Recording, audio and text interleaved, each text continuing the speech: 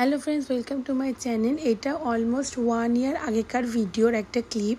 কিছু কিছু পার্ট ছিল আমার গ্যালারিতে, তাই ভাবলাম একটা পুরো ভিডিও বানিয়ে আমি আপনাদেরকে শেয়ার করছি। তো আমরা 2024-এ মোস্ট প্রবাবলি মে মাসের 1 তারিখে দীঘা গেছিলাম। তো ওইখানেই খুব সুন্দর সুন্দর ক্লিপ ছিল, কিছু কিছুই ছিল, কিছু কিছু ডিলিট হয়ে গেছিলো আমার ফোন থেকে।